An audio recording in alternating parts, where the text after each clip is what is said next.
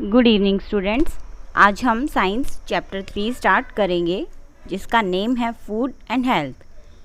Food means होता है खाना एंड हेल्थ मीन्स होता है हमारा स्वास्थ्य, यानी कि हम जैसा खाना खाते हैं उसी के ऊपर हमारी हेल्थ जो है वो डिपेंड करती है। अगर हम हेल्दी डाइट लेंगे तो हमारी जो हेल्थ है वो बहुत अच्छी रहेगी, और अगर हम जो फूड खा रहे हैं वो है हमारा गुड क्वालिटी का नहीं है या हेल्दी फूड नहीं है तो हम जल्दी से इल हो जाएंगे या सिक हो जाएंगे। इसीलिए हमें फूड पे बहुत ध्यान देना है।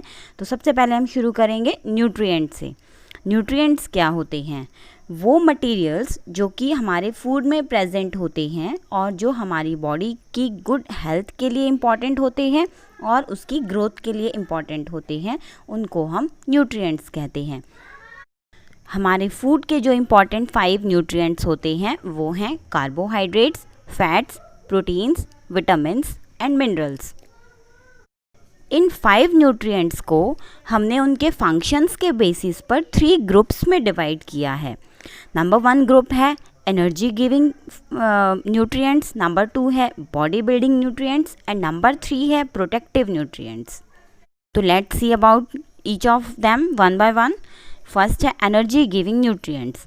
कार्बोहाइड्रेट्स एंड फैट्स जो होते हैं वो एनर्जी गिविंग न्यूट्रिएंट्स होते हैं। इसमें जो फैट्स होता है वो कार्बोहाइड्रेट्स के कंपैरिजन में ज़्यादा हमारी बॉडी को एनर्जी प्रोवाइड करता है। फैट्स हमारी बॉडी को वार्म रखते हैं, और जो कार्बोहाइड्रेट्स है वो हमें मिलता है राइस से, कॉर्न, ब्रेड, स्वीट पटेटो, बनाना। ये सभी जो फूड आइटम्स होते हैं ये कार्बोहाइड्रेट्स के रिच सोर्स होते हैं। इसी तरह से फैट्स के रिच सोर्सेज हैं घी, ऑयल, चीज़, बटर एट्सेट्रा। नेक्स्ट अब हम देखेंगे बॉडी बिल्डिंग न्यूट्रिएंट्स कौन से होते हैं। बॉडी बिल्डिंग न्यूट्रिएंट्स की कैटेगरी में आते हैं प्रोटीन्स। जो प्रोटीन्स हैं वो हमारे लिए रिपेयर एंड ग्रोथ का काम करते हैं। और प्रोटीन्स कौन से फूड आइटम से मिलते हैं? वो हैं milk, egg, meat, yoghurt, fish, soybean etcetera. Next है प्रोटेक्टिव न्यूट्रिएंट्स। प्रोटेक्टिव न्यूट्रिएंट्स में होते हैं vitamins and minerals. Vitamins and minerals हमें फ्रूट्स और वेजिटेबल्स से मिलते हैं, और ये सारे न्यूट्रिएंट्स हमारे बॉडी के इन्फेक्शन से या डिजीज़ से फाइट करने में हमारी बॉडी की हेल्प करते हैं। जो विटामिन ए है, B, C, D, E and K, और इसके साथ साथ जो मिनरल्स होते हैं जैसे कि आयरन, कैल्शियम एंड आयोडीन, ये सारे हमारी बॉडी को हम इनकी रिक्वायरमेंट होती है बॉडी के इन्फेक्शन से या हमारी बॉडी के जो डिजीज़ हैं उनसे लड़ने के लिए। इन सभी न्यूट्रिएंट्स की हमारी बॉडी को रिक्वायरमेंट होती है। इन सभी न्यूट्रिएंट्स के अलावा हमारी बॉडी को फाइबर गिविंग कंपोनेंट्स की भी रिक्वायरमेंट होती है, और वो फाइबर गिविंग कंपोनेंट होता है रफेज।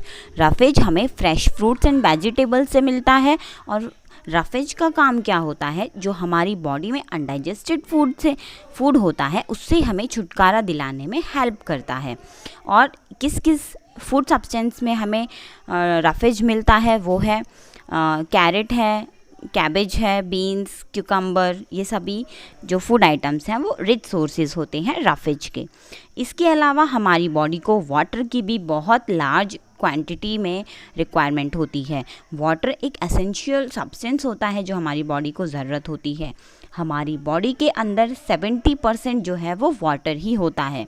इसीलिए अगर हमें हेल्दी रहना है तो हमें इन सारे फूड आइटम्स की रिक्वायरमेंट होती है। हमें अपनी डाइट में डेली ये सभी फूड आइटम्स को इंक्लूड करना होता है। Now let's come to next topic, balanced diet. Balanced diet contains all the nutrients in the correct quantities. यानी कि जो न्यूट्रिएंट्स अभी आपको बताए हैं, carbohydrates, fats, proteins, vitamins and minerals, ये सभी न्यूट्रिएंट्स अगर हमारी डाइट में करेक्ट क्वांटिटी में प्रेजेंट हैं तो ही हम हमारी डाइट को बैलेंस डाइट कहते हैं। और बैलेंस डाइट जो होती है वो हमें प्रॉपरली हेल्दी रखती है, हमारी बॉडी में कोई भी बीमारियां आने नहीं देती है। इसीलिए हमें बैलेंस डाइट लेने के साथ साथ कुछ दूसरे टिप्स भी होते हैं जिससे हम हमारी बॉडी को फिट रख सकते हैं एंड हेल्दी रख सकते हैं। तो वन बाय वन हम देखते हैं उन टिप्स के बारे में। First of all, eating a balance diet, यानी कि सबसे पहले तो हमें अगर हेल्दी रहना है तो हमें हेल्दी डाइट खानी चाहिए। नेक्स्ट, एक्सरसाइजिंग रेगुलरली, हमें रेगुलरली एक्सरसाइज भी करनी चाहिए। नेक्स्ट, रेस्टिंग और स्लीपिंग इनफ, यानी कि हमें ना कम सोना होता है, कम रेस्ट करना होता है और ना ही हद से ज़्यादा करना होता है। तो जितनी रिक्वायरमेंट हमें होती है उतना हमें स्लीपिंग भी करना है और हमें रेस्ट भी करना है। नेक्स्ट है प्लेइंग सम आउटडोर गेम्स, हमें कुछ आउटडोर गेम्स भी खेलने चाहिए, जैसे कि आप क्रिकेट खेल सकते हैं, रनिंग कर सकते हैं, रेसिंग कर सकते हैं। उसके अलावा नेक्स्ट है sitting, standing and walking with a correct posture, यानी कि हमें बैठना भी करेक्ट पॉस्चर में चाहिए, स्टैंड खड़ा होना भी चाहिए और वॉकिंग भी। हमें गलत पॉस्चर का अगर हम यूज़ करेंगे तो हमारी बॉडी हैबिट्स उसके अकॉर्डिंग ही चेंज हो जाती हैं। तो इसीलिए हमें इन सारे टिप्स को फॉलो करना होता है ताकि हमारी बॉडी फिट एंड हेल्दी रह सके। Now let's come to next topic, disease.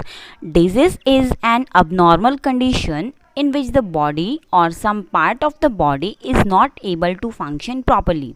यानी कि डिजीज़ हमारी बॉडी की वो अबनॉर्मल कंडीशन होती है जिसमें या तो हमारी पूरी बॉडी या हमारी बॉडी का कोई भी पार्ट प्रॉपरली फंक्शन नहीं कर पाता, तो उस कंडीशन को हम कहते हैं डिजीज़, बीमारी। बीमारी जो होती हैं, डिजीज़ जो होती हैं, वो 2 टाइप्स की होती हैं। Number 1 communicable disease and number 2 non communicable disease. Communicable disease को हम इन्फेक्शियस डिजीज़ भी कहते हैं एंड नॉन कम्युनिकेबल डिजीज़ को हम नॉन इन्फेक्शियस डिजीज़ भी कहते हैं। Now let's see about both of these disease one by one. First of all, communicable disease.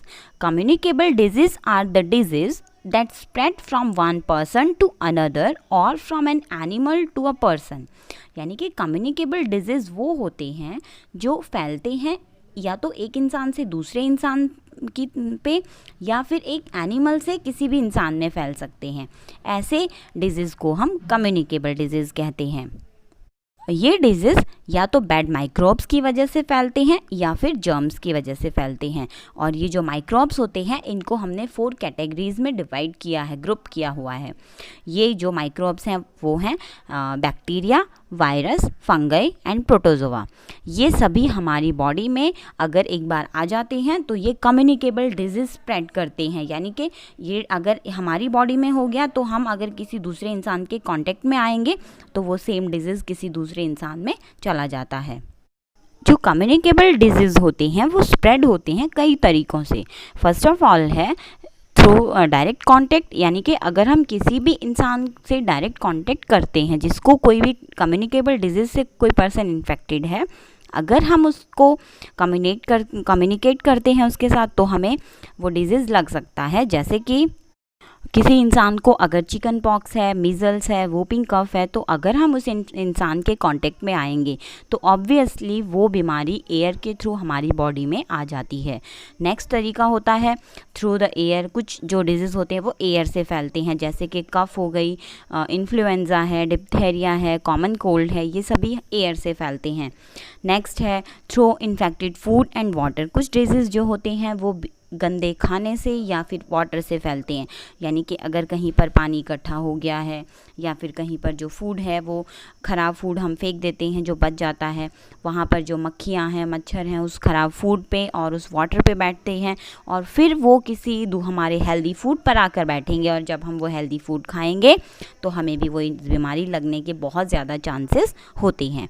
Next है थ्रू एनिमल्स। तो कुछ डिजीज़ हैं जो एनिमल्स के थ्रू फैलती हैं, जैसे कि प्लेग है, मलेरिया है, डेंगू है, ये सभी एनिमल से फैलते हैं। जैसे कि किसी मॉस्किटो ने हमें काट लिया तो वो मॉस्किटो हमारी बॉडी में अगर किसी इन्फेक्टेड पर्सन पर उस मॉस्किटो ने काटा है और अगेन वही मॉस्किटो हमारी बॉडी पर आकर काटेगा तो हमें बहुत ज़्यादा चांसेस होते हैं कि हमें भी वो बीमारी हो जाती है।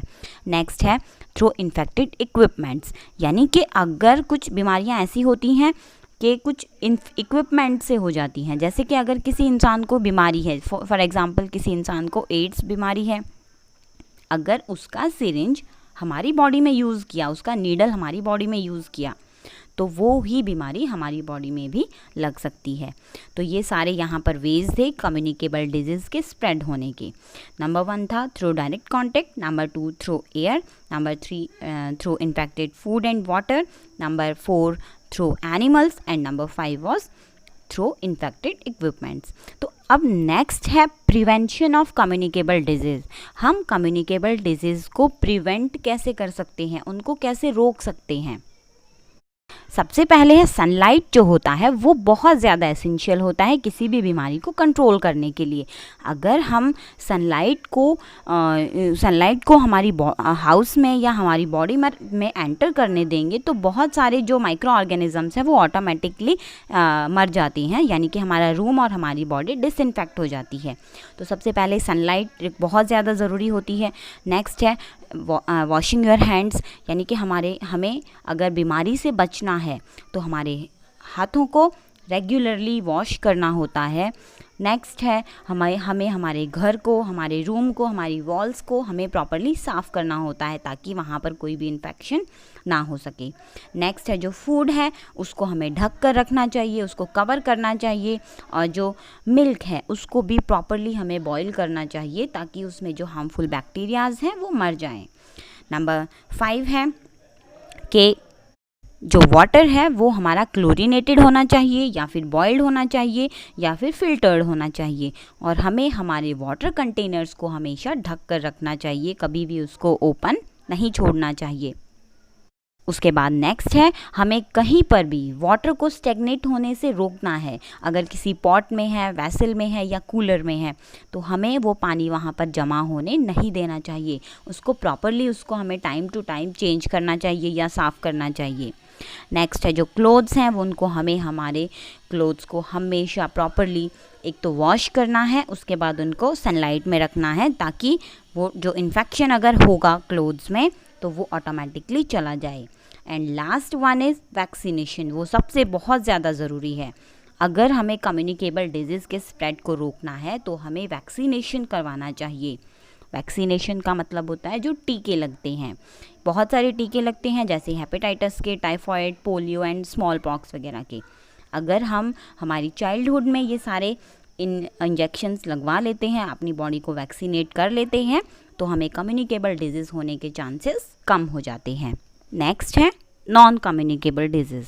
नॉन कम्युनिकेबल डिजीज़ जर्म्स के हेल्प से स्प्रेड नहीं होते हैं, वो हमारी बॉडी में किसी भी न्यूट्रिएंट की कमी की वजह से होते हैं। यहाँ पर कुछ नॉन कम्युनिकेबल डिजीज़ बताए हैं जैसे कि क्वैशरकोर। इसके सिम्टम्स होते हैं जो स्टमक है, एंकल्स है वो स्वॉलन हो जाते हैं और स्किन पर पैच आ जाते हैं और हमारे जो हेयर हैं वो डिसकलर्ड हो जाते हैं। कौन से न्यूट्रिएंट की कमी की वजह से क्वैशरकोर डिजीज़ होता है? प्रोटीन्स की कमी की वजह से। और अगर हमें इससे बचना है तो इसके जो सोर्सेज हैं प्रोटीन के वो हैं pulses, egg, fish and meat. Next है नाइट ब्लाइंडनेस, यानी कि उस इंसान को रात को दिखाई देना बंद हो जाता है।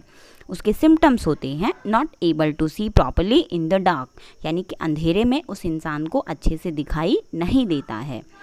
कौन से न्यूट्रिएंट की कमी की वजह से नाइट ब्लाइंडनेस होगा? विटामिन ए की वजह से। और इसके सोर्सेज होते हैं green leafy vegetables, carrot, papaya, milk, egg yolk and mango. Next है बेरी बेरी।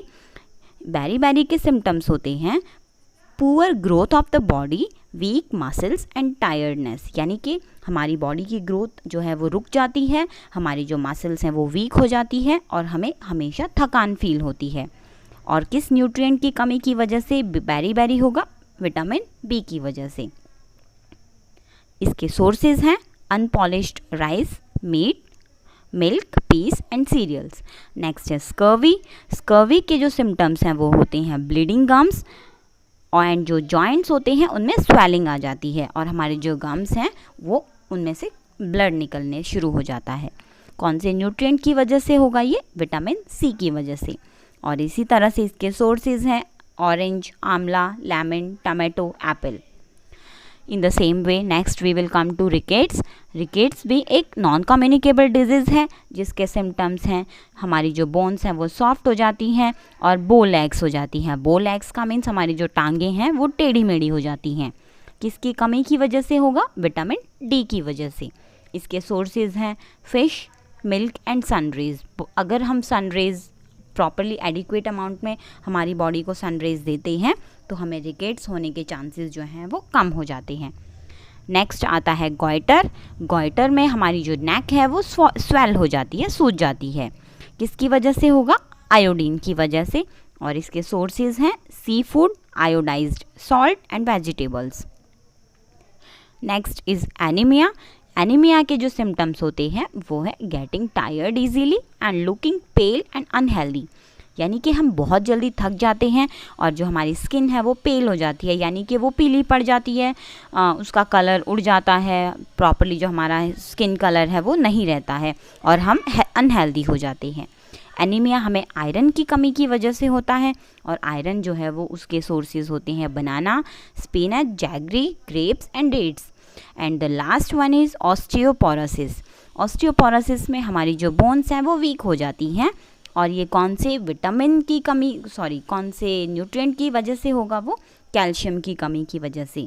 और कैल्शियम के सोर्सेज होते हैं milk, meat and green vegetables. तो यहाँ पर non communicable disease is completed. Next now let's see about knowledge tree. Knowledge tree में आपको एक पॉस्चराइजेशन प्रोसेस दी हुई है। पॉस्चराइजेशन प्रोसेस का मतलब होता है कि हम जो मिल्क होता है उसको हीट अप करते हैं, इतने हाई टेम्परेचर पर हीट करते हैं कि उसके जो बैक्टीरियाज, जर्म्स होते हैं वो किल हो जाते हैं। देन फाइनली उसको हम एक ठंडे कंटेनर में उसको डाल देते हैं। हॉट मिल्क को हम कूल कर देते हैं सडनली। तो इस प्रोसेस को हम पॉस्चराइजेशन कहते हैं और इस पॉस्चराइजेशन प्रोसेस से हम हमारे दूध को 3 से 4 दिन तक प्रिजर्व करके रख सकते हैं। जो दूध जो मिल्क हमें सैशे यानी कि पैकेट्स में मिलता है मार्केट में, वो पॉस्चराइज्ड मिल्क होता है। इसके साथ साथ हमारा चैप्टर कंप्लीट होता है। Thank you so much.